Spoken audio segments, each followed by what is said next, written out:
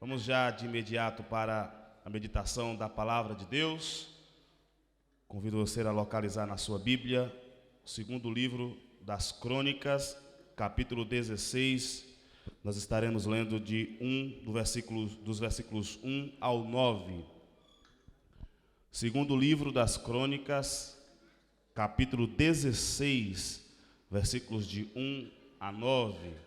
Você também que está nos assistindo na sua casa, pode procurar aí na sua Bíblia, seja no seu smartphone, tablet, ou mesmo livro físico, pode procurar também para meditar conosco nesta noite. Todos acharam?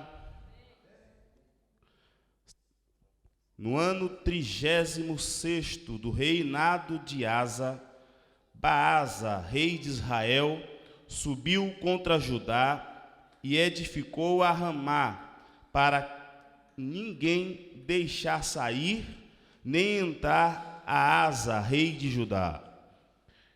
Então tirou Asa a prata e o ouro dos tesouros da casa do Senhor e da casa do rei, e enviou a Ben-Hadad, rei da Síria, que habitava em Damasco, dizendo: aliança há entre mim e ti, como houve entre o meu pai e o teu. Eis que te envio prata e ouro. Vai, pois, e aniquila a tua aliança com Baasa, rei de Israel, para que se retire de sobre mim. E Ben-Hadad deu ouvidos ao rei Asa, e enviou os capitães dos exércitos que tinha contra as cidades de Israel. E feriram a Ijon e a Adã e a Abel-Maim e a todas as cidades das munições de Naftali. E sucedeu que, ouvindo Baasa, deixou de edificar a Ramá e não continuou a sua obra. Então o rei Asa tomou todo o Judá, e eles levaram as pedras de Ramá e a sua madeira com que Baasa edificara, e edificou com isto a Geba e a Mispa. Naquele mesmo tempo veio Anani, o vidente, a Asa, rei de Judá, e disse-lhe: por que confiaste no rei da Síria e não confiaste no Senhor teu Deus? O exército do rei da Síria escapou das tuas mãos. Porventura, não foram os etíopes, os líbios, um grande exército, com muitíssimos cavalos e cavaleiros? Confiando tu, porém, no Senhor, ele os entregou nas tuas mãos. Porque, quanto ao Senhor, seus olhos passam por toda a terra, para mostrar-se forte para com aqueles cujo coração é perfeito com ele. Nisso, pois, procedeste loucamente, porque desde agora haverá guerras contra ti. A partir de hoje, com a ajuda de Deus, a anuência do nosso pastor presidente, pastor Robson Ferreira, estarei pregando algumas mensagens sobre o Deus que servimos. Essas mensagens não são para provar a existência de Deus. Deus não fez questão de provar a Ele que Ele existe. Não vai ser eu quem vai provar às pessoas que Deus existe e que, existindo Ele, é poderoso para trabalhar em nosso favor, para nos ajudar, para nos dar aquilo que precisamos. Vou falar aqui o que a Bíblia e o que eu falar aqui se aplica às três pessoas da Trindade. Deus é um. E essa unidade é composta por três pessoas: Jeová, Jesus e o Espírito Santo. Portanto, tudo o que eu falar aqui se aplica a essas três pessoas. O Deus que nós servimos nesta noite, eu quero falar que Ele é um Deus que vê, é um Deus que enxerga, é um Deus que nada escapa dos teus olhos, é um Deus que nada escapa da sua visão, da sua ótica. Em sua retórica contra Jó, Eliú vai falar em Jó capítulo 34, versículo 21, pois Deus vê o caminho dos homens, ele enxerga cada um dos seus passos. No texto que lemos, nós vamos encontrar um rei que foi grande em Judá. Foi um homem que levou Judá a adorar novamente a Deus, e somente a Deus. Este homem foi muito hostil contra a idolatria, de tal forma que até o ídolo da sua avó ele mandou destruir e jogar as cinzas no rio. Não respeitou nem a sua família por conta da idolatria. De tal forma que ele tirou a sua avó também do reinado. Este homem fez uma assembleia para que o povo somente buscasse ao Deus Todo-Poderoso. Portanto, foi um homem que Deus se agradou muito. Deus usou de forma poderosa. Deus o engrandeceu de muita forma, que ele reinou por 41 anos a Judá. E o texto que lemos diz que no 36º ano do seu reinado, ele fez uma coisa desagradável aos olhos de Deus. No versículo 9, a palavra de Deus diz: porque quanto ao Senhor, os seus olhos passam por toda a terra. Asa esqueceu que Deus estava olhando os seus atos, Deus estava olhando as suas ações, Deus estava olhando a forma como ele estava gerindo aquele país, aquela nação. E é exatamente aqui que erramos, quando nós esquecemos que o nosso Deus é um Deus que vê as coisas. É aqui que nós tropeçamos, entramos em laços, entramos em tentações desnecessárias, quando esquecemos que o Deus que servimos está com olhos como que de chama, olhando todos os nossos atos, todos os nossos pensamentos, todos os nossos sentimentos e todo o trabalho das nossas mãos estão patentes, nuas, diante da sua face. Asa esqueceu disso.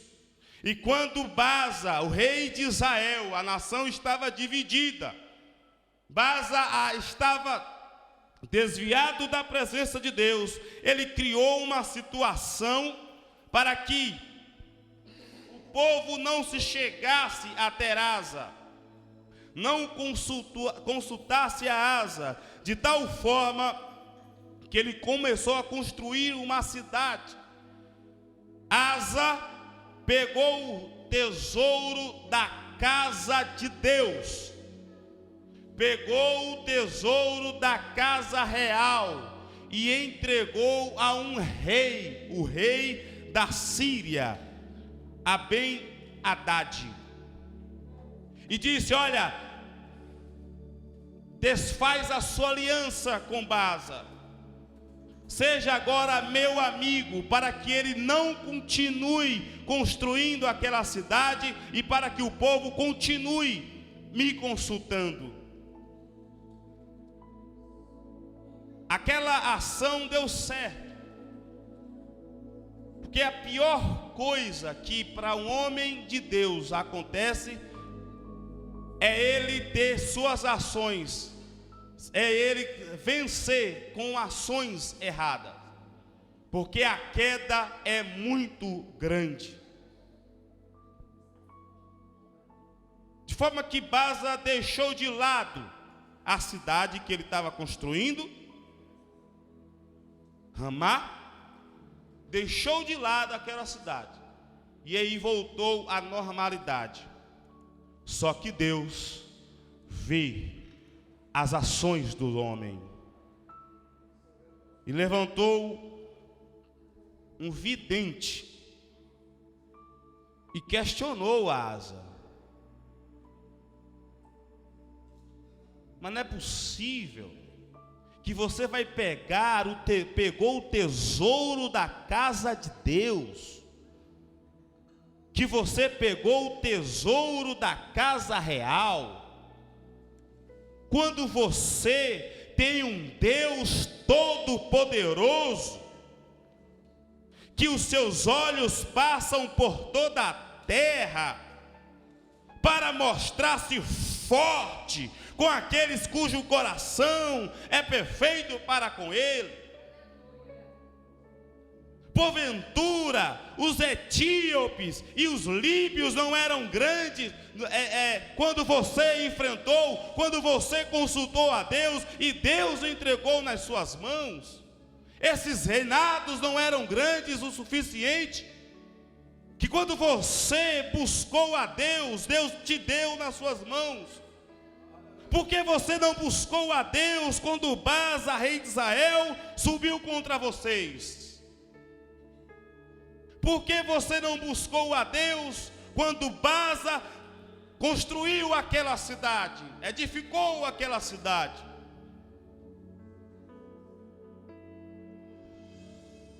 E o ato de Asa comprometeu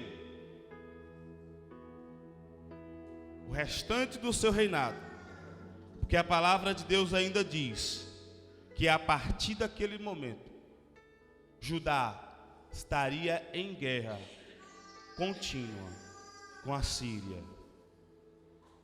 o mesmo país que ele pagou, que ele comprou para poder ter segurança, para poder ter paz.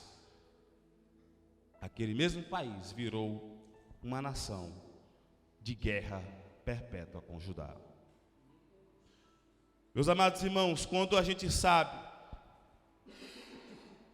que o nosso Deus, ele enxerga todas as coisas, nós precisamos entender algumas coisas. A primeira é que ele não vê como o homem vê. Deus, quando olha para o homem e para a mulher, ele faz raio-x, ele faz ultrassonografia, mas não fica no corpo não.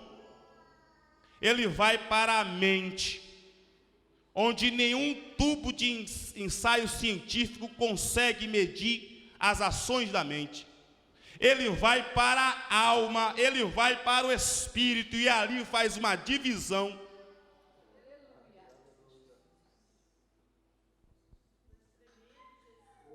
Samuel está escolhendo o rei de Israel, o novo rei de Israel, bem antes aqui de Asa.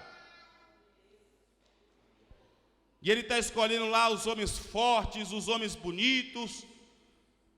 Aí, no primeiro livro de Samuel, capítulo 16, versículo 17, o Senhor vai dizer uma coisa: não considere sua aparência nem sua altura, pois eu o rejeitei. O Senhor não vê como o homem. O homem vê a aparência, mas o Senhor vê o coração.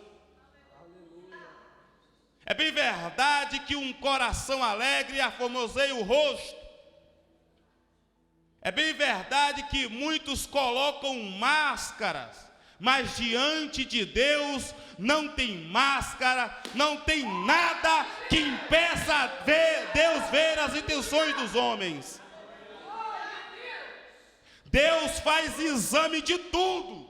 Deus está olhando e está vendo cada detalhe, cada partícula, cada átomo.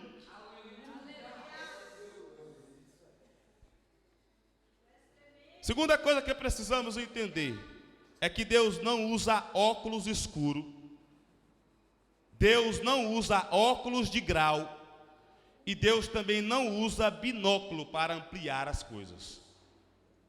Deus não precisa de nada dessas coisas. Quando Deus nos enxerga, Ele não vê variação de sombra. Nada impede Deus enxergar com clareza as coisas.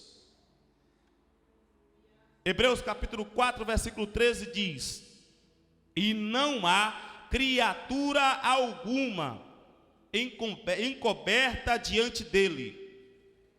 Antes, todas as coisas estão nuas. Adão pecou com Eva e se afastaram um pouco de Deus, e Deus está procurando Adão no caminho que ele sempre encontrava Adão para conversar com Adão no final da tarde. E Adão tenta fazer um artifício para esconder a sua nudez.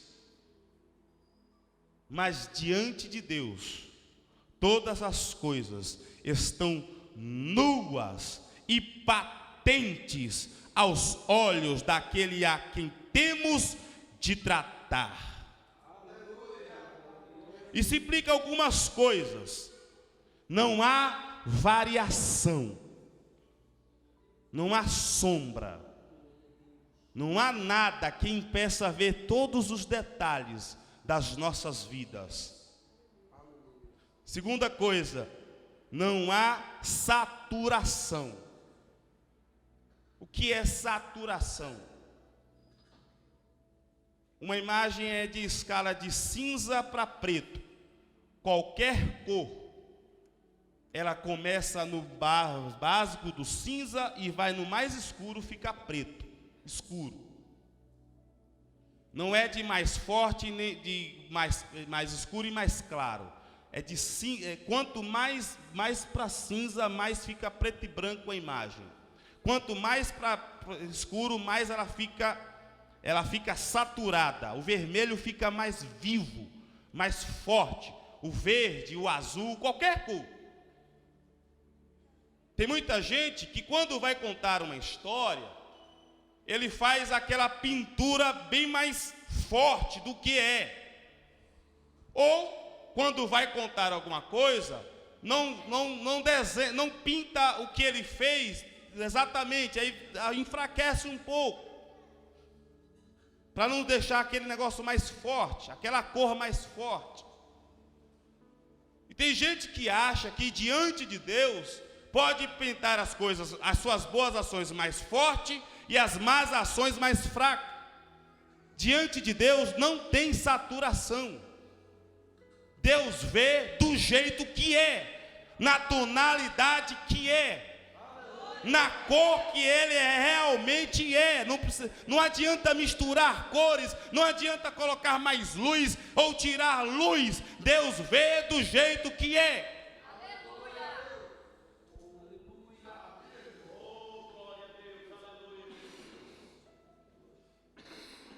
Terceira implicação disso é que Deus não tem enquadramento. Se os irmãos observarem a imagem que nós estamos transmitindo, principalmente os irmãos que nos assistem pela televisão, pela internet, essa imagem que você está vendo aí agora, que é Full HD, o enquadramento dele está mostrando um pouco do painel do nosso púlpito, mas ele não mostra todo o púlpito. Isso é enquadramento.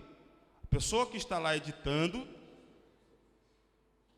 ela escolhe qual é o enquadramento que ela quer mostrar para você.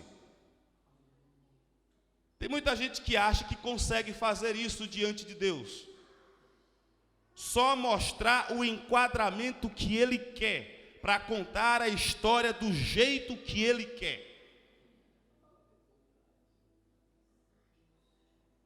O nosso olho consegue fazer um enquadramento a partir daqui, 360 graus, é isso mesmo? 180 graus, 360 é o... Consegue enxergar isso aqui, daqui para frente, de cá para lá não. Deus não tem enquadramento. Deus vê o quadro cheio.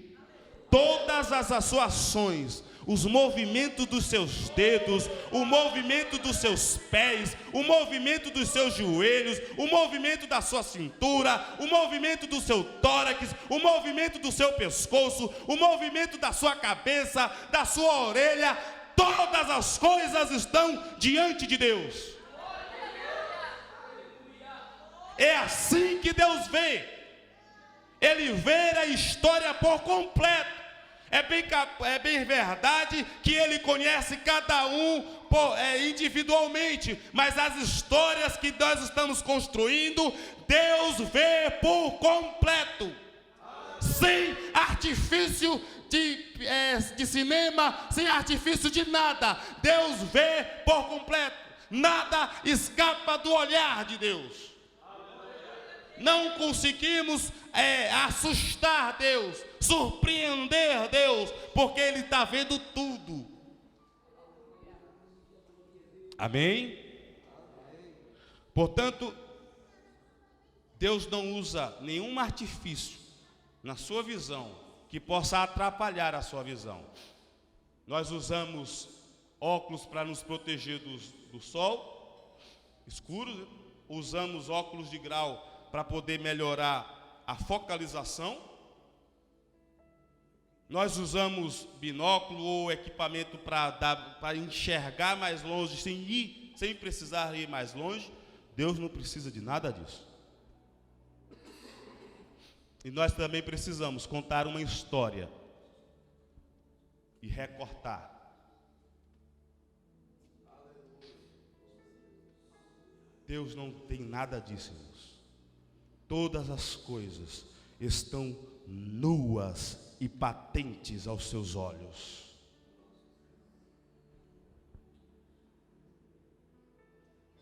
Terceira coisa que nós precisamos saber sobre o olhar de Deus. O olhar de Deus mostra, revela sua onipotência, sua onisciência e sua onipresença. Provérbios capítulo 5, versículo 21, Salomão vai dizer: o Senhor vê os caminhos do homem e examina todos os seus passos. Eu consigo enxergar algumas pessoas, consigo olhar os passos de algumas pessoas, mas eu não consigo examinar os passos de todo mundo que eu vejo. Deus consegue fazer isso de todas as pessoas, do passado, do presente e do futuro ao mesmo tempo. E não só olha para os passos, mas também examina. E isso Ele faz devido à sua onipotência. Ele tem todo o poder nos céus e na terra. É por isso que Ele consegue olhar para o rei Asa, que fez muitas coisas boas, que levou ao povo a adoração verdadeira, ao verdadeiro Deus. Mas nada distrai o olhar de Deus. Fez uma coisa boa, mas no capítulo 16 das Segundas Crônicas, mostra, antes de mostrar como a sua morte, mostra que ele cometeu um pequeno deslize no seu 36º ano de reinado. A onipotência, a onisciência, Deus está em todos os lugares. E a onipresença, Deus está em todos os lugares. A onisciência, Deus conhece todas as coisas, melhor dizendo. Deus conhece todas as coisas. Se eu fazer isso, Ele conhece. Como Ele sonda os passos, Ele sabe por que eu fiz isso.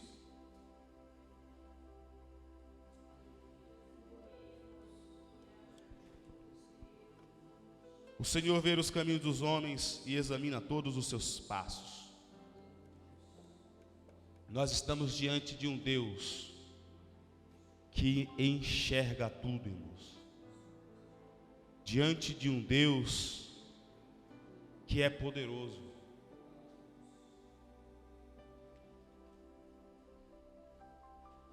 Um Deus que está olhando ali, está vendo. Você pode achar, mas ninguém está vendo. Esse juiz não está vendo.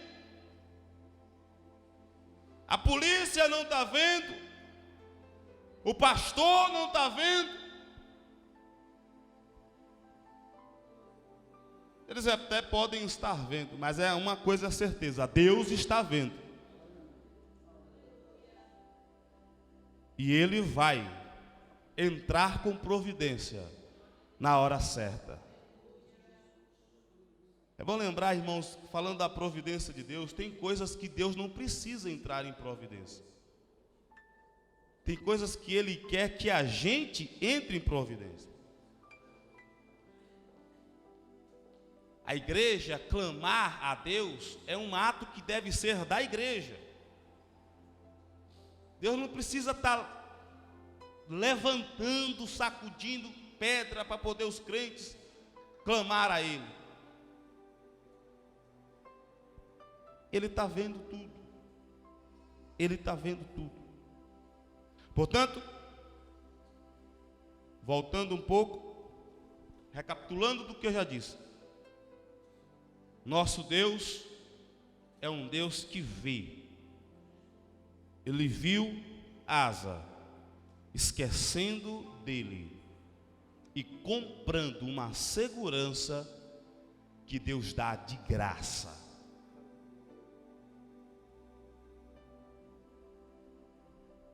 Comprando uma segurança que Deus dá de graça. Ele viu. Ele fez lá um raio-x em Asa. Fez uma ultrassonografia. Chegou à sua mente. Chegou na sua alma e no seu espírito. E discerniu o que Asa tinha feito. E aquilo não foi bom para Asa. Porque Deus não vê como a gente vê. Deus não usa recursos para poder enxergar melhor e entender melhor a história. E Deus mostra a sua onisciência, a sua onipresença e a sua onipotência através da sua visão. Duas coisas precisamos gerar nas nossas vidas, se ainda não geramos. Quando conhecemos isso, quando sabemos que os olhos do Senhor estão sobre os justos e os ouvidos estão atentos à sua oração, mas o rosto do Senhor volta-se contra os que praticam o mal. Primeira coisa que deve gerar em nosso coração chama-se temor de Deus. Irmãos, é como eu disse, a gente comete os nossos erros quando a gente esquece que Deus está nos vendo. Quando a gente esquece, entra lá em laços, entra lá em tropeços, esquece que Deus está nos vendo, a gente avança para tropeçar e cair no laço do passarinho.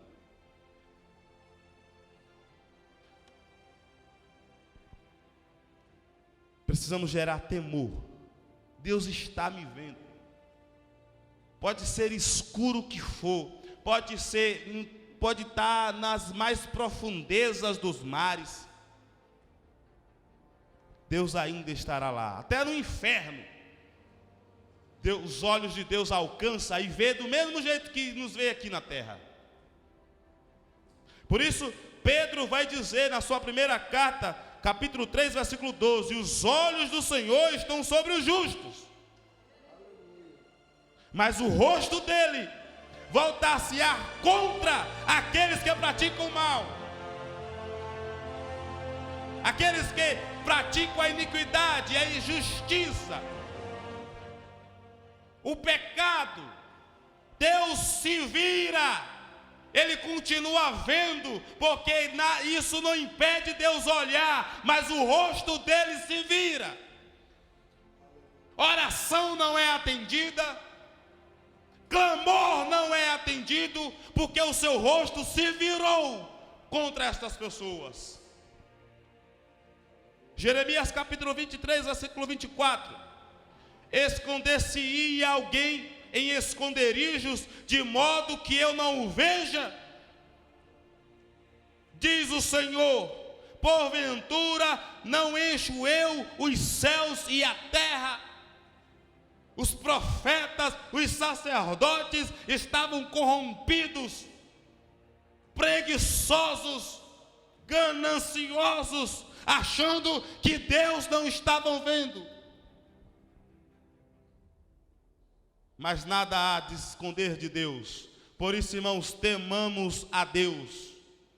O temor do Senhor é a primeira coisa que acontece daquele que é sábio. Quer ser sábio, comece temendo a Deus.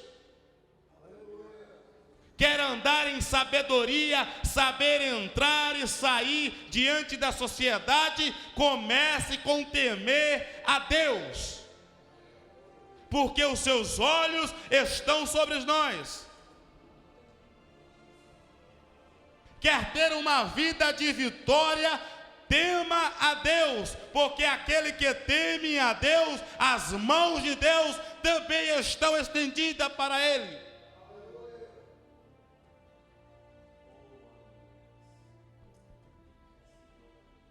Visto que aqueles que temem a Deus, às vezes nem precisa ele se espernear ou se chorar. Às vezes Deus até permite.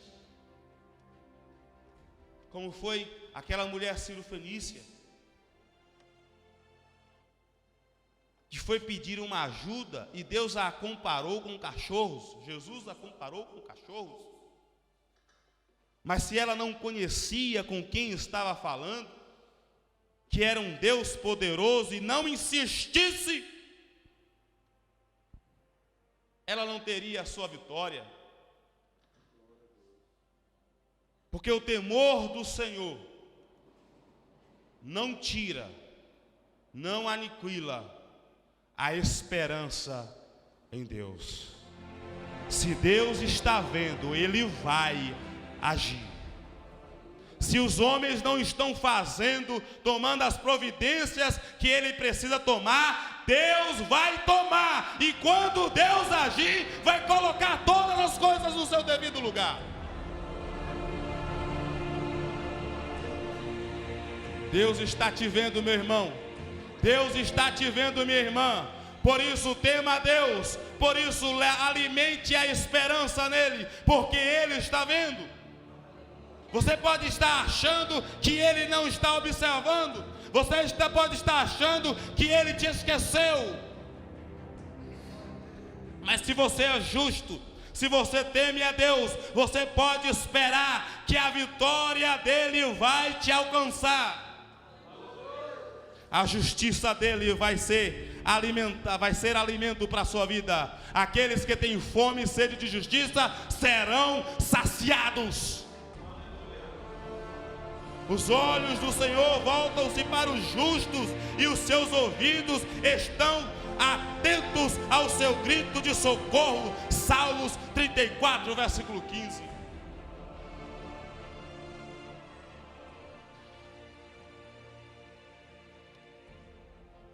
Os olhos do Senhor estão atentos. Eu quero encerrar lembrando de duas porções bíblicas Salmo 139, se não me falha a memória. Isso. Versículo 7. Diz assim: para onde irei? Para onde me irei do teu espírito? Ou para onde fugirei da tua face? Se subir ao céu, tu aí estás. Se fizer no Seol a minha cama, eis que tu ali estás também. Se tomar as asas da alva, se habitar nas extremidades do mar, até ali a tua mão me guiará e a tua destra me sustentará.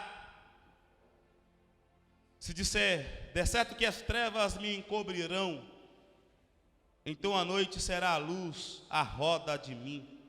Nem ainda as trevas me escondem de ti, mas a noite resplandece como o dia. As trevas e a luz são para ti a mesma coisa. Pois possuíste o meu interior, entreteste-me no ventre de minha mãe. Eu te louvarei, porque de um modo terrível e tão maravilhoso fui formado. Maravilhosas são as tuas obras, e a minha alma o sabe muito bem. Os meus ossos não te foram encobertos, quando no oculto fui formado e entretecido como nas profundezas da terra. Os teus olhos viram o meu corpo ainda informe, e no teu livro todas essas coisas foram escritas, as quais iam sendo dia a dia formadas, quando ainda nem uma delas havia.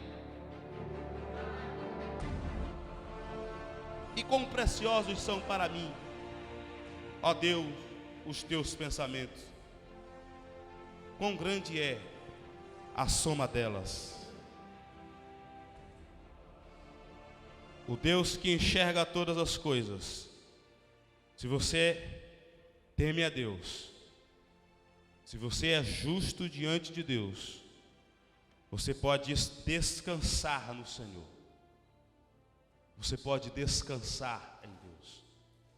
Seu clamor pode estar durando 10 anos, 20 anos, 30 anos, 40 anos, 50 anos, pode estar durando o que for, mas Deus está vendo.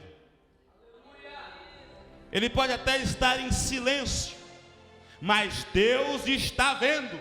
Deus está vendo quem está te acusando, Deus está vendo quem está mentindo sobre você, Deus está vendo para quem está querendo jogar pedra e quem até está jogando pedra contra você. Deus está vendo tudo. Mas uma coisa ainda sobre o olhar de Deus me deixa maravilhado. É que Deus é onisciente, Deus é onipresente, Deus é onipotente. Os seus olhos estão vendo todas as coisas. Os seus olhos estão como coisa, vamos chamar na fotografia e na filmagem, nítidas, tão nítidas, não tem nada desfocado diante da presença de Deus. Ainda assim, João capítulo 4, versículo 23. Jesus está diante de uma mulher samaritana que acaba de se converter, acaba de reconhecer que que Jesus é o Messias. Acaba de perceber que Jesus é poderoso, porque Jesus revela a ela que tem uma fonte que é mais forte, mais poderosa, mais transbordante que a fonte que ela vai buscar água. Ela acaba de descobrir que aquele homem tem poder para ver todas as coisas, do presente e do passado, porque Jesus começa a mostrar a ela o seu passado.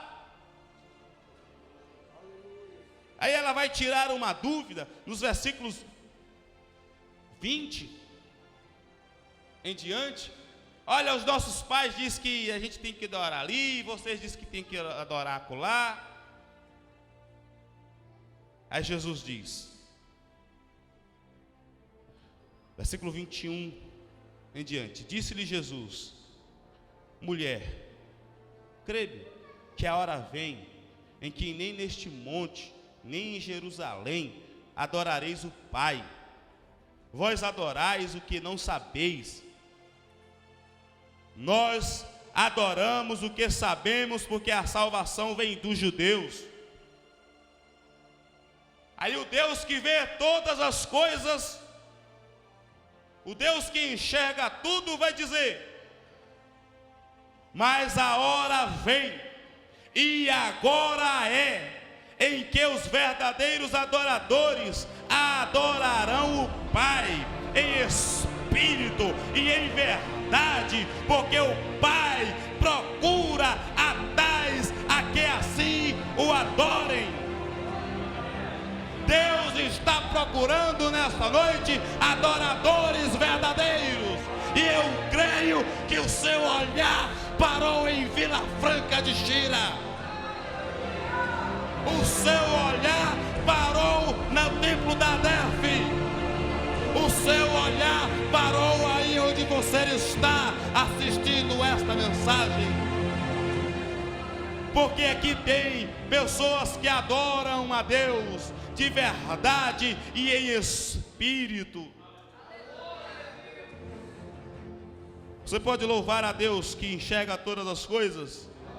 Você pode adorar a Deus que não precisa levar você para um monte ou levar você para Jerusalém para receber a sua adoração, porque Ele está enxergando onde você está.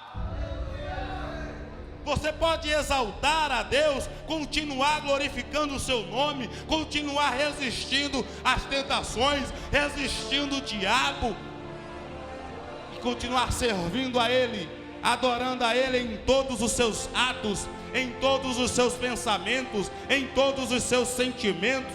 Você pode continuar a adorar a Deus nesta noite e fazer um compromisso de continuar a adorar a esse Deus pelo resto de sua vida. Porque pelo resto das nossas vidas que nós vamos adorar a Deus. No dia que aqui acabar, vamos adorar a Deus nas mansões celestiais. E lá, nós que ainda não enxergamos, veremos como é que Ele nos enxerga, porque veremos face a face. Que Deus possa colocar essa palavra em seu coração. Deus enxerga, Deus vê todas as coisas, Deus sabe de tudo. Deus conhece tudo, sabe tudo, e a partir do momento do que Ele vê, do que Ele sabe, Ele toma as decisões em prol daqueles que o amam e buscam de todo o coração. Que Deus continue abençoando a sua vida, em nome de Jesus. Amém.